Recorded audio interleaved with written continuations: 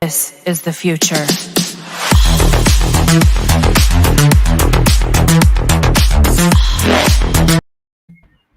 Well, what's up, YouTube and Facebook, and welcome to Not Quite Mint.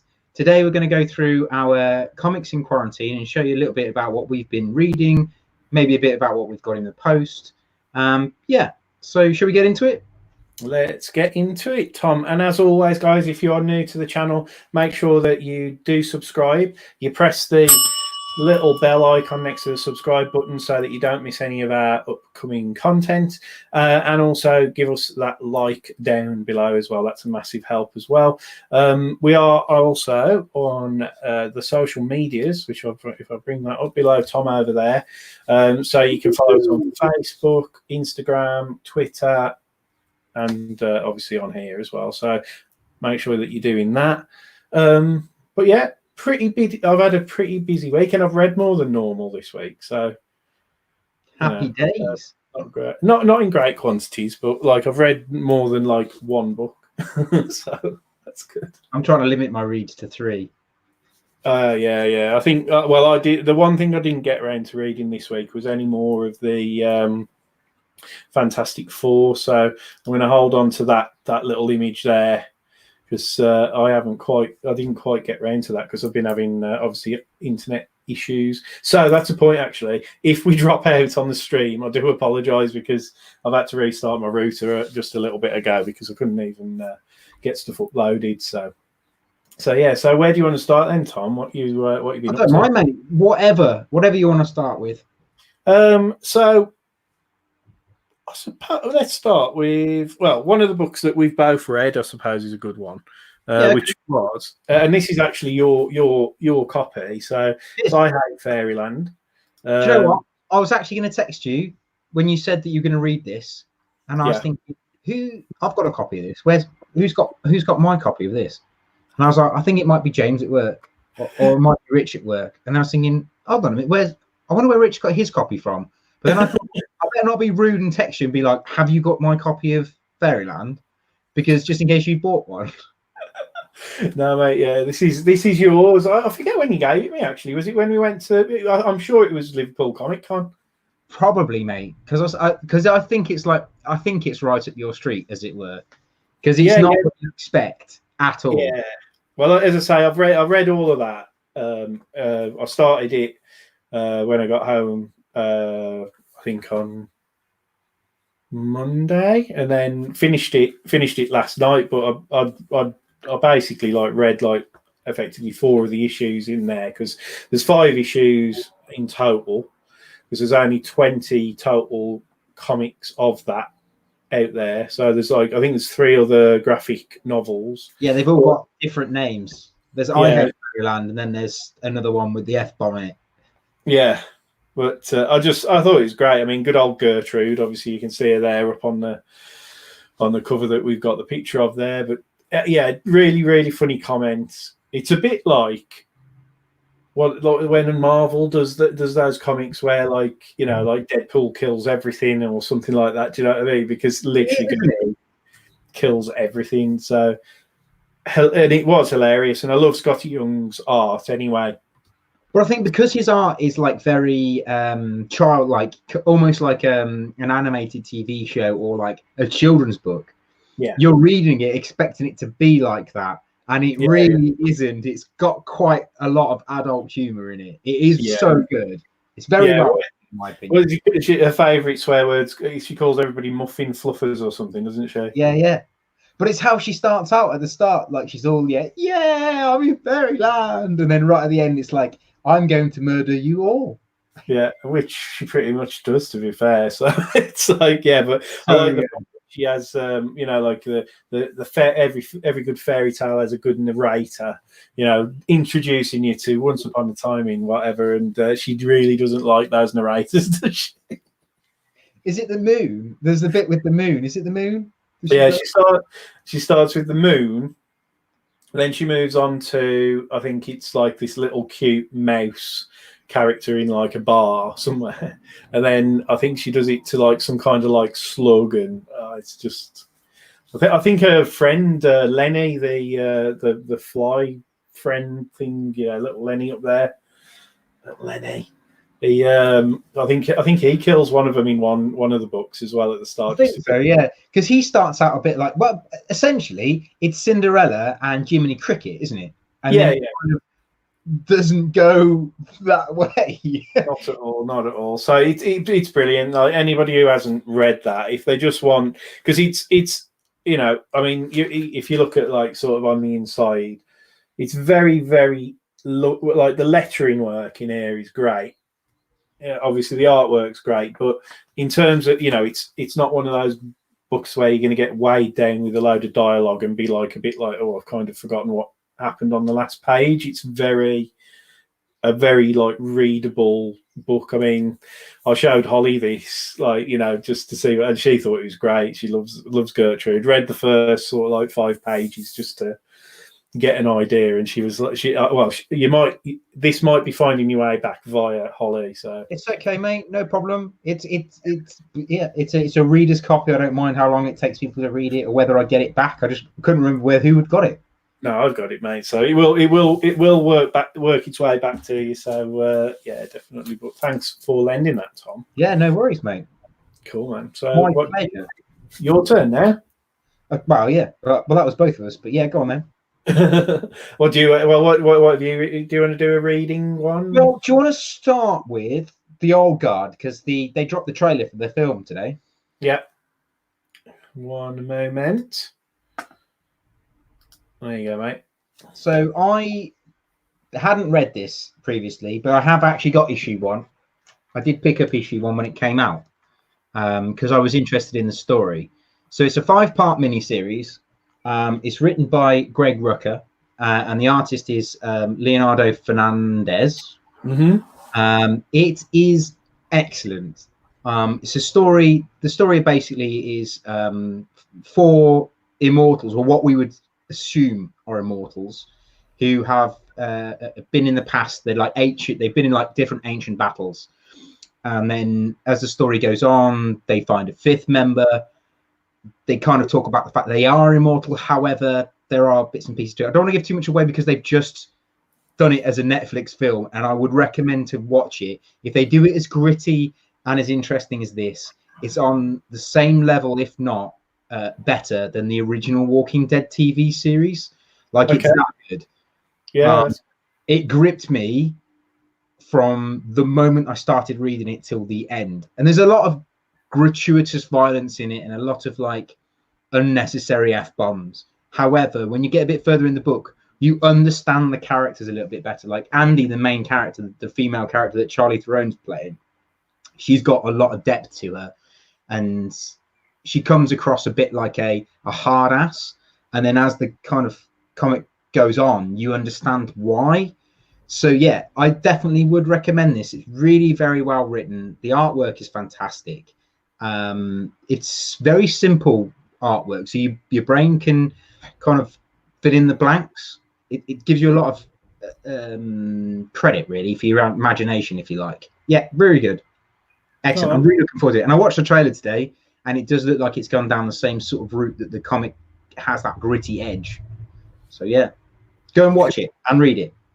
Definitely. Sounds good, mate. As say, I've not, when you sent, when I was uploading the overlays earlier on, I was like, oh God, I don't know what this is. So yeah, that does sound really, really good, mate. I do like the sound of that very much. I mean, it's something different. It's. I know we've done Immortals and stuff like that before in comic books, but these are. I don't want to spoil it, but they've got a slightly different edge to an Immortal. Yeah, and then they've all got this one thing that links them all together, but they're all from different backgrounds. So I liked that, and also they're struggling to survive in our 20th century without being seen. So that's kind of another thing for them, and you understand why as the comic goes on. They're trying to stay under the radar. But yeah, I could go on and really spoil it, but I'm not going to. Sorry. No, it sounds good, mate. It sounds really good. I will probably go through a few of my mail call bits then now. because last week you'll probably remember I had a mystery box, which was really, really good. I've now popped the slab of my Ultimate Spider-Man that I won out of that mystery box up on the shelf. I'm going to send off my own personal copy to get graded, and then I'll just keep the higher grade and sell the other one. But I had another one of the mystery boxes. Didn't sadly get the Amazing Spider-Man 300. I knew that I hadn't because the box was different that it came in. So I just thought there's no point, because I wasn't that disappointed, because the last week's box was really, really good. But I'll show you what I got out of this one. So these are just the variants, because like you get 10 comics in total, 5 of which are variants that are, you know, various values, and then you get like 5 sort of like, you know, pretty much like pound bin like modern books that have came out like fairly recently. It's worth £30, really, isn't it? I mean, you definitely get more for your money, I would say. Yeah, this one, the first one, I was like, as I say, it was £30. The slab itself is probably worth between 50 and 60. And then I got a Perillo of the J.J. Abrams variant cover. I think it's like a 1 in 50 variant or something like that. And that it's in itself is about a £15-20 book. So I more than doubled on the one last week, which was amazing. This one, I'd probably say probably just about break even, you know, if you with everything. But this is the first book I've never seen, and it's this one. It's called Sacred Creatures, some kind of a variant. I don't really know what it's about. Definitely going to sell it. Read. Yeah, it looks quite interesting, but yeah, I might read it and then bin it off. Yeah, I wasn't that bothered. That's a Dr. Aphra. Ironically, this Dr. Aphra #1 I bought for about £4 like a couple of weeks ago. So like getting that's going to get sold. So we got this one, which you'll obviously like, which is J. Scott Campbell. Is that issue 1? Issue 1, yeah. So that's one of, I don't think that's the actual Virgin cover. That's no, you still got the stuff in the top hand corner. Yeah, it's just like the variant. So yeah, that's the one I've got.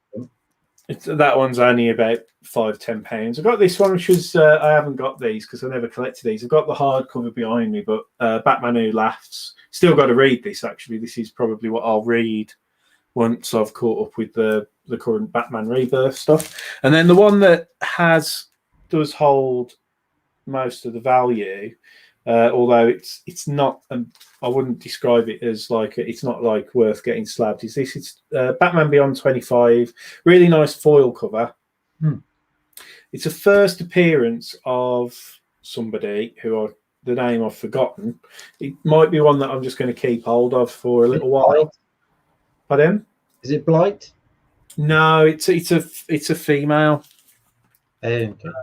So I'm not. Well, it was a lady's name, so I'm not too sure what who it was. I'll look it up in a minute. But yeah, so that was what I got. It was very much like a break-even kind of box this week, and I was tempted to do the lads one this week, but his covers were like Batman related, but I was a bit like, I'll wait till there's something like an Amazing Spider-Man 300 again or whatever, if he continues to do them, because you know there wasn't anything that really, you know, grabbed my attention this week.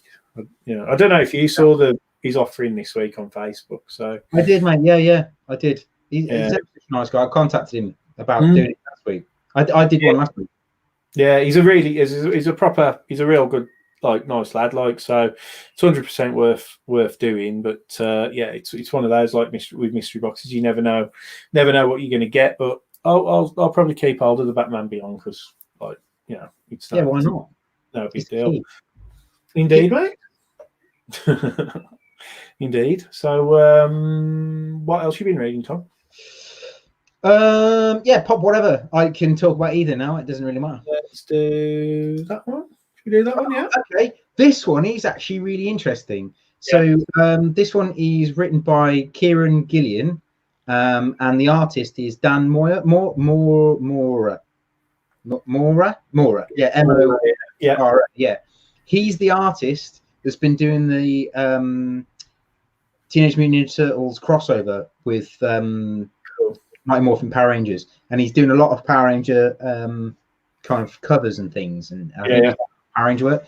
I picked this one up thinking it was something completely different. I thought, I'll read this one because I must have been not really listening or reading properly, but I read on the old Tinterweb that this was about somebody who found Excalibur and then went on to become, this ancient power or whatever. I was totally wrong. This particular book is still about Excalibur. However, the main character in this is a rugby playing British man who is a bit of a nerd, and he's a bit of a clumsy person. And he at a dinner date, he's massively messing up this dinner date. He gets a phone call from this home where his grandma is. They're like, your grandma's gone missing. And he's like, great, this is really helpful with my really bad date. I've just spilled wine all over this girl. What am I supposed to do? His grandma then phones him and is like, right, you need to come and help me. So he then goes and helps her. And it turns out his grandma is a vampire slayer. And from there, it just opens a can of worms. And it's actually really good. I didn't expect it to be as good as it would. And I like the fact that it's based in England. It's all based around like Cornwall and Bristol and places like that. It's set in our modern time. And basically what's happened is somebody has found the sheath that holds Excalibur. Then he's been murdered for it. Someone's come and taken that sheath because they're trying to resurrect King Arthur. That's the story. And the grandma is basically this. I haven't read any more than issue 1, but basically the grandma is this ass-kicking vampire slayer who has fought monsters. And she tells her grandson, he's like, oh, well, obviously it's a good idea if they bring back King Arthur. And she's like, it's how you interpret the prophecy of King Arthur. Because yes, he did kind of stop the darkness, but who's to say he didn't create it in the first place? Oh, cool. Okay. I really like that. So I'm believing this badass character on the front here in the dark is going to be King Arthur. But yeah, I'm actually going to read more. I was hooked straight in. I read this in a couple of minutes. So yeah, it was really good. Yeah, I've heard, to be fair, I think I've heard some really, really positive reviews about this as well. So it's one of those ones that I saw on the shelves, but I didn't realise the buzz until like some of the later issues, and it was like one of those. I'm terrible for doing that. I miss like a really good series like right at the start, and then all of a sudden it gets big, and then I look back to buy the first couple of issues, like the single, because there's no trade paperback or anything like that, and then they're dead expensive, and I'm like, so I know these are out on trade now, so it might be. Yeah, I'm lucky I managed to pick up issue 1 on the internet to read. I will buy it because I enjoyed it so much. I want issue 1 in my collection. I like it. It's like the old. I'm glad I've got that in my collection, to be honest.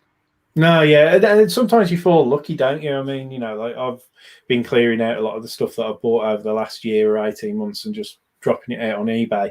And the amount of stuff that you pick up because it looks cool or sounds interesting and stuff, but there's no real hook in it after a couple of issues, and you're just like, stuff like this, especially from independents. I mean, again, from Boom Studios, most people wouldn't have even bothered with it, would they? No. So, it's one of those things, mate. I mean, I only picked up Old Guard because I like the fact that she's got this really cool axe thing. Yeah, I like the artwork. I was like, I'll have that, and then I never read it. And I've only recently read it this week, and I'm really impressed with it. I like it. So don't skip anything over, guys. If you're gonna if you fancy something, read it. If you love it, buy it. Excellent, definitely. I think that's cool. Of note, the Batman Beyond was a first appearance of Eliana Grayson, so Dick Grayson's daughter. She's Batwoman. Yeah. So speculation. Batwoman in issue 40. There you go. So that's that's why that's heating up. So yeah, so it's probably one of those ones probably worthwhile keeping hold of. I've got to have a look at it though. I'm not too sure. It's got quite a few spine ticks, and because it's a foil cover, it's a little bit of a I'm not too sure.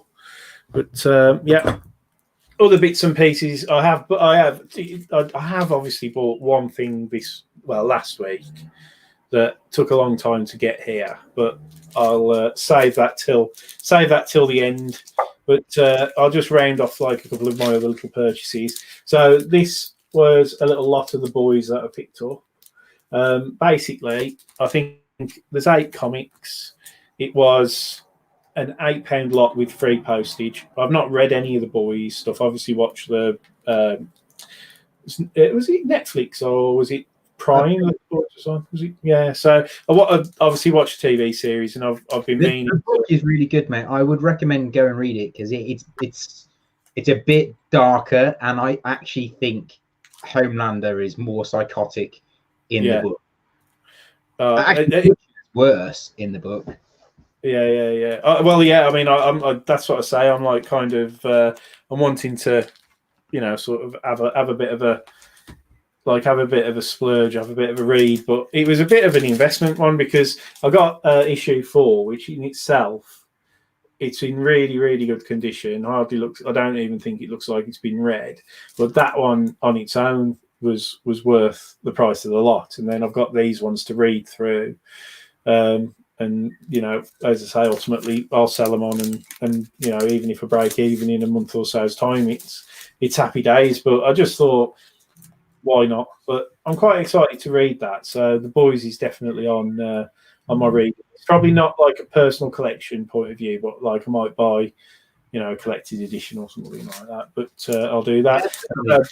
I've got issue 1 to is it 50? I can't remember what it is. I've got issue 1 to something, so I can lend them to you. Yeah, cool. Well, that'd be nice because I would definitely like to read through them. And I've finally finished the Philip Pullman. I think it is issue 1 to 21. Oh, okay, cool. Well, I've definitely finished reading the Philip Pullman book that I was reading.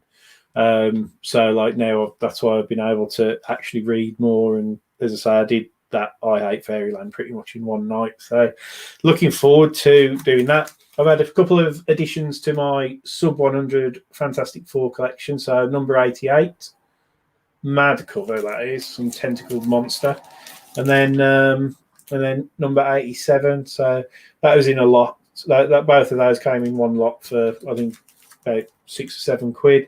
They're decent copies, to be fair, as well. They're probably fine. Are they pence copies?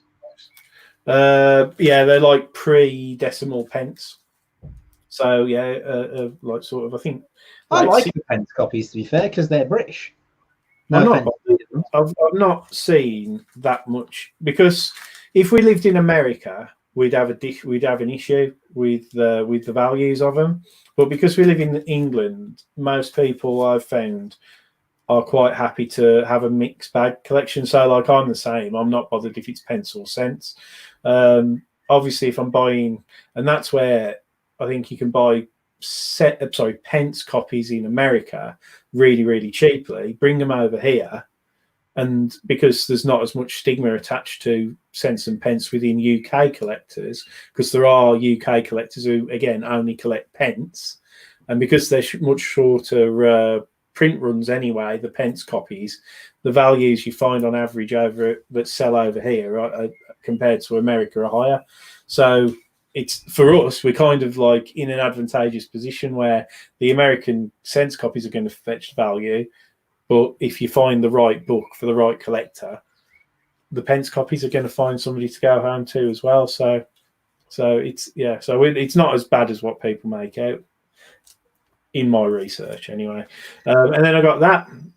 So that's number 90. I think it's something like it's the second appearance of the black Spider-Man suit. So something like that anyway. So yeah, that was just one of the ones. Again, I picked that up for I think that one was about £8. So almost broke the bank on that one. So I do like bargains if I can. But yeah, so I've got one more big thing that I've bought that Tom obviously knows about. but I'll save that for in a little bit. But next thing, I suppose I will talk a little bit about. Where is it? Is it that one? Or is it that one? I think it's that one. There you go. So yeah, so I've carried on reading my Detective Comics James Tynion run. I think I'm up to about 5 or 6 books in now. So things are starting to sort of like take shape with the whole thing with the colony. Really enjoying it still. Definitely getting my Batman fix because I can't wait to read like the current, get back onto reading the build up to the Joker War and all that kind of stuff.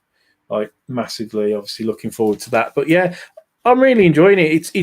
It's hard to say what like where I am because I know you've read it. Haven't you? You've read all these. So, but I think I have indeed. What was happening with this one? They were fighting a lot again. Oh, that was it. Batman had been taken prisoner, and then he had like a gas tooth that he spat out, and he spits the gas tooth out.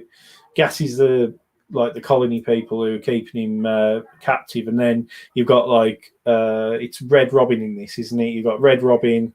And he's like sort of little band of merry warriors, like sort of going in to try and rescue Batman, and it's sort of so yeah, I'm at that sort of stage where I think they've just got back to being reunited with Batman, and obviously it's all gonna kick off.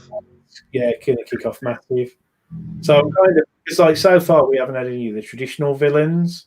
It's just been obviously Batwoman's dad, and I forget his name, but like obviously the ex-army guy. So at the moment, that's where I think I'm at. Like we've just got the teams all just got back together.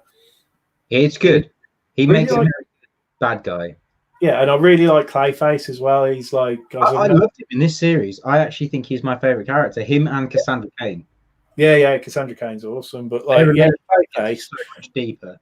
Never knew nothing really much about Clayface. No, he's obviously classic, Batman Detective Comics character, but never read him in a storyline. Out of all like the Batman stuff that I've read, I don't think he features in any of those.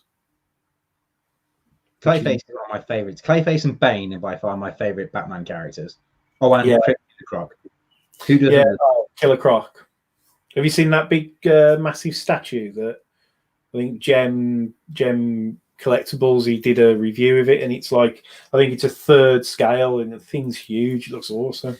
Yeah, but I do like that. Again, there's not many other than Killer Croc's in Hush, isn't he? I think that's the main. Like an alligator in Hush, because he's normally drawn with quite like human features. Yeah, like a kind of round face, isn't it? Like As far as I know, my drawing of Killer Croc is probably the closest to a dinosaur he's ever been drawn. Okay. Just putting my own art there. Don't worry, man. We like hearing about your artwork, mate. As I say, you get out there, tell everybody. That's what it's all about. Right then. So, shall we do? We've done that one. This one, I don't know what this one is. I'm going to put this one up. I can see it on behind you. This one. What was that? Was that the Batman? Was that my Batman? Batman Epic Book Part 2, mate. Sorry, I can see it now. We've got Orphan in the middle. Yeah. So, yeah, sorry. So I should have brought this one up as well. But yeah, so yeah, with Orphan and everything else. But artwork's amazing, isn't it? Yeah, it's pretty good. That's the Epic Book Part 2. I wasn't sure if you'd got that one. Yeah, so I've got of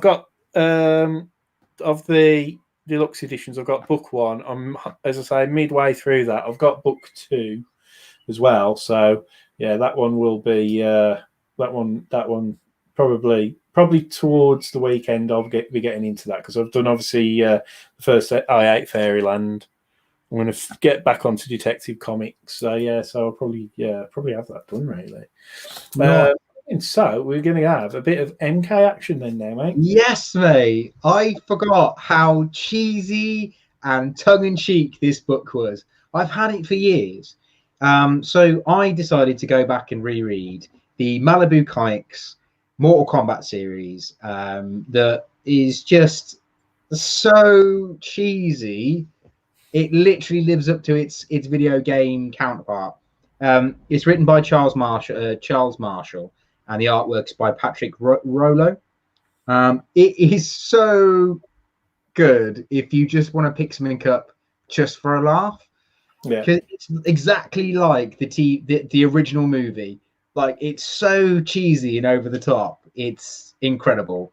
Not something you want to pick up if you're a serious reader and you want to like a really good read, or not something to pick up if you think this is going to be amazing. Like, I'm going to really get into this and read everything Mortal Kombat related. I would say if you want to read something that's a little bit kind of, you don't really necessarily have to think about too much. It's got some decent artwork, gives you a little bit about the characters, might actually invest you to go out and play the video game, then this is the comic for you, because it literally is cheesy, it's tongue-in-cheek, a lot of the characters don't make sense, the situations don't make sense, but it is all nicely knitted together in this Mortal Kombat bubble where you're like, okay, it's all right, it's Mortal Kombat. It doesn't really matter that it doesn't make sense. And there's a load of characters in this that actually don't even feature in the video game, which is brilliant because they've just brought brand new characters into it. There's two Shaolin monks that merged together to make one, which makes total sense because that's real. And then they don't even feature in the video game. Okay. But it's really good. I mean, the artwork's great. I think this, for me, just is everything Mortal Kombat that I love about Mortal Kombat. It's the cheesy, over-the-top kind of storylines. The characters don't really make sense. Everyone's hench. Everyone's ripped. Everyone's like, you know, got some kind of chip on their shoulder. I mean, Johnny Cage is essentially Jean-Claude Van Damme, and Liu Kang is essentially Bruce Lee. I mean, that's all they've done is put those two characters together in this Mortal Kombat tournament with all these ninjas and monsters and stuff. It's a really fun thing to read, I have to be honest. I completely forgot how fun it was to read. But if you're a serious reader and you want to read something gritty or something like Batman or, you know, like Avengers, then I wouldn't bother reading this book. But if you want to read something that's a little bit like Deadpool, in the way that it's cheesy, it doesn't really make sense, and it'll probably make you laugh, then I would recommend to read this. Yeah, because was it you that I was talking to about the Mortal Kombat cartoon not that long ago? Yeah, the Defenders of the Realm. It's all on YouTube, and that again is similar to this. It's so cheesy, it's unreal. And there's bits where they've used panels from say like the first couple of episodes. They get in a fight with some cyber ninjas, and it's in the snow. Then later on in the series, they fight the same cyber ninjas, but inside a cave. But there is snow. So all they've used is the same stills and the same like artwork from that first episode in like later on episodes because they couldn't be asked to redraw them, which I love. I think that's great. Why would you not do that? Save yourself some time. A little bit, but yeah, I think I remember you saying that. So yeah, I mean, I know anything like you're like a moth to a flame, aren't you? With anything Mortal Kombat, anything really. Mortal Kombat related, I'm invested. I'm in, and I don't care if it's really bad because I'd still love it. So it's like supporting a football team or something like that. It's like I don't care how much people might take the miss out of me for supporting lowly Warsaw, but that's my team. You know, it's just there. It's just there. But yeah, so Mortal Kombat probably shouldn't have. I had Mortal Kombat 3 was the first one I had. I didn't have a number 1 or 2. I had Mortal Kombat 3, and Motaro was my favorite character, and he's just this giant horse character who just used to kick people off the screen. I was never any good at it. I was just button bashing for days. And then as my life progressed, I got into Mortal Kombat. I didn't really enjoy the 3D Mortal Kombat they did. I think it might have been like Mortal Kombat 8 or 9, where it was a bit more free flow. It tried to be Tekken and just was no good compared to Tekken. And it kind of went too far. And then I think it was Mortal Kombat 11 came back. No, Mortal Kombat 10, sorry. Mortal Kombat X now, as we would say. really changed the dynamics of the whole thing. They went back to their cheesy, over-the-top storyline that you could get behind that was just not realistic, but you're like, yeah, this is cool. And then they've carried it on into Mortal Kombat 11, and it's just great. I mean, I absolutely love the franchise. I do. Yeah, I mean, I'll stop rambling now. Yeah, no, but you've got, as I say, you've got your you've got like Spawn and Joker and stuff like that on there, which I don't necessarily think they're the best characters to play within the game. Spawn actually is. I feel like I've not really played much of Mortal Kombat 11 in the last few weeks because I've been trying to keep up with other things, and I don't want to drive people mental by all talking about Mortal Kombat. But I'm pretty sure Spawn has ended up in either second or third tier for how good the characters are. I don't know where Joker lands, but I know a lot of people are rating Spawn as a character because he's got some really good pop-up moves. Oh, okay, because I know like they're just kind of it's whether they were doing it a bit of a cash cow with the crossover licenses and stuff. So like a lot of because sometimes like a lot of games like they have that, like they bring out new characters and then the new characters are the best thing, and that's like, you know, everybody buys that so that they've always got the best the meta kind of character that's always going to dominate the fight.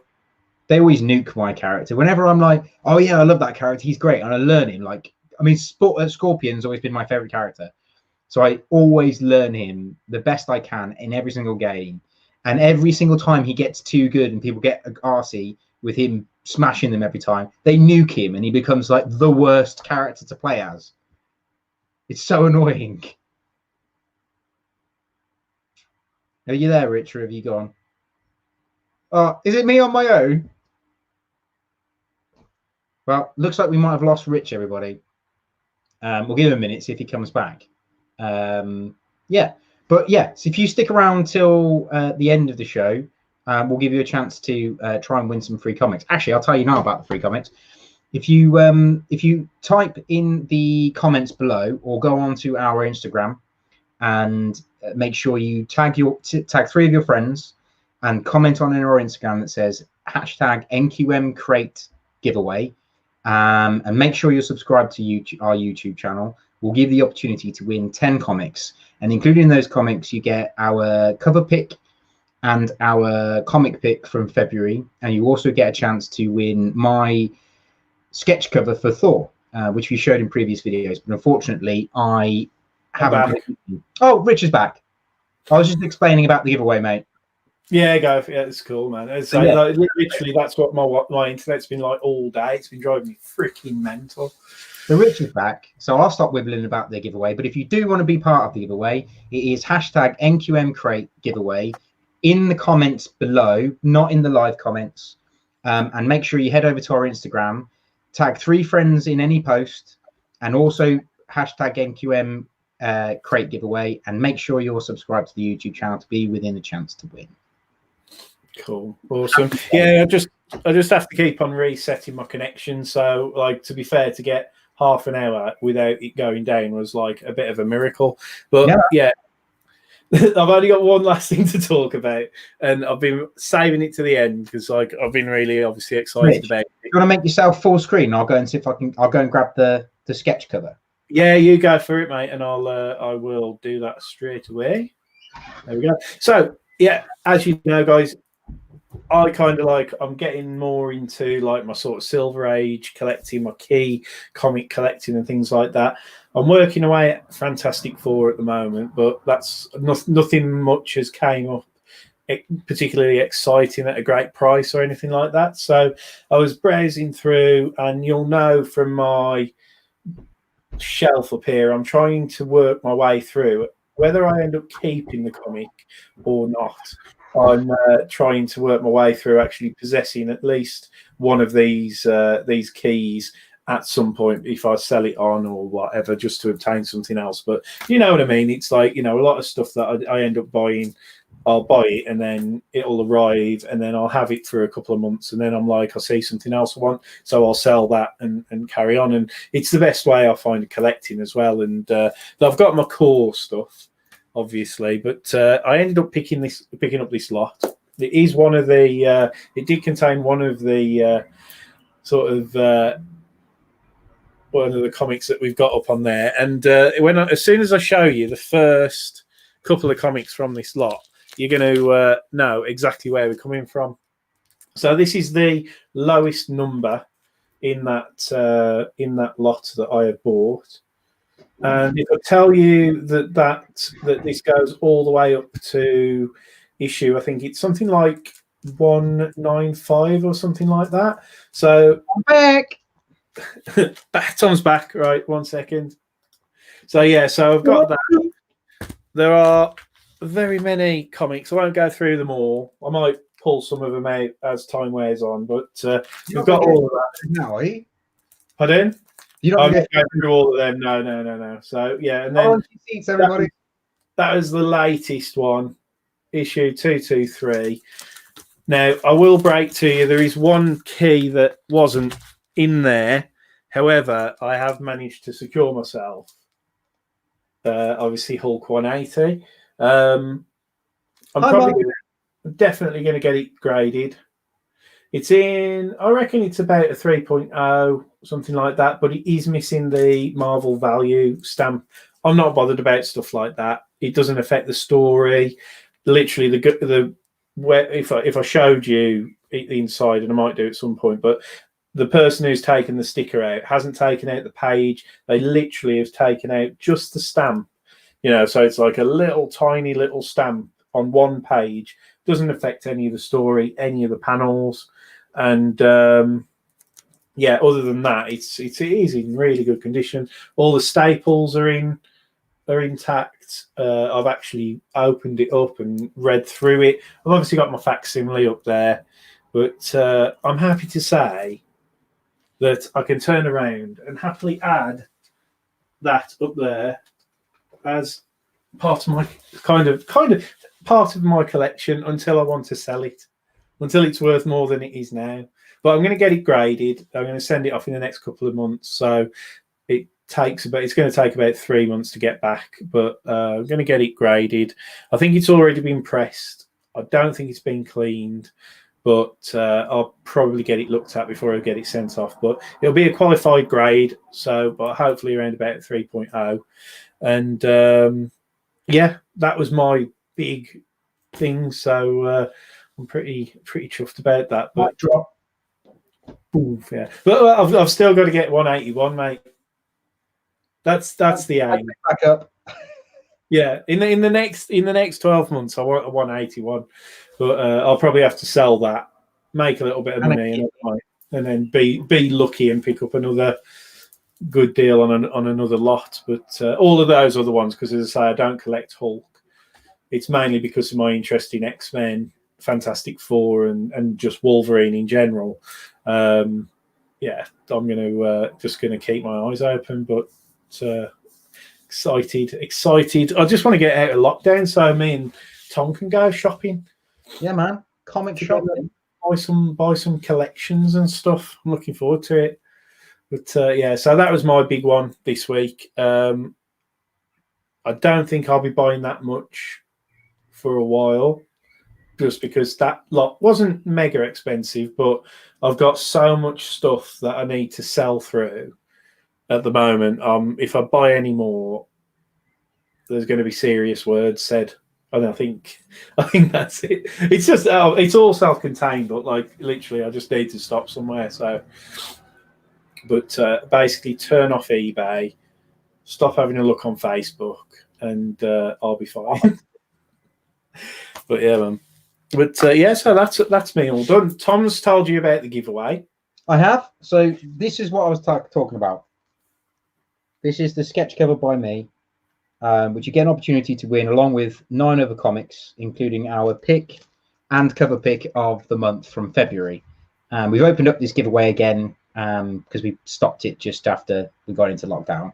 We've opened it again. So those of you who have already entered, you're still entered. Anyone that really wants to get involved, please get involved. It's #NQM Crate Giveaway. It's in the comments below, not in the live track. And head over to our Instagram and make sure you tag 3 friends, subscribe to the channel, and again, #NQM Crate Giveaway. Thank you very much. And of course, if you are dropping in to the stream and you want to see us again and want us to see us hopefully get, because we've got to get you a giant size X-Men, Tom. That is like we've got to get that. I might sell a kidney first. No, it'll be fine. We'll do some wheeling and dealing, and we'll get a GSX one for Tom. Yeah, we'll leave it there. But make sure that you're subscribed so you don't miss what we get next week. And we'll be back on Tuesday night with our next key video. Yeah, we're doing keys in isolation again on Tuesday, and there'll be some little hints about what we're going to do, what character we're going to do over the next couple of days. So have a look on our Instagram to find out who we might be doing. Yeah, I'm not very simple with my who it's going to be. It's a bit slap in the face of who it's going to be, but it always is. Tom, to be fair, you love it. I do enjoy the keys video, but like, yeah, it's we do get a lot of like hero worshipping, don't we? With the old with everything. We had Superman this week. Yeah. Check out the video if you haven't seen it.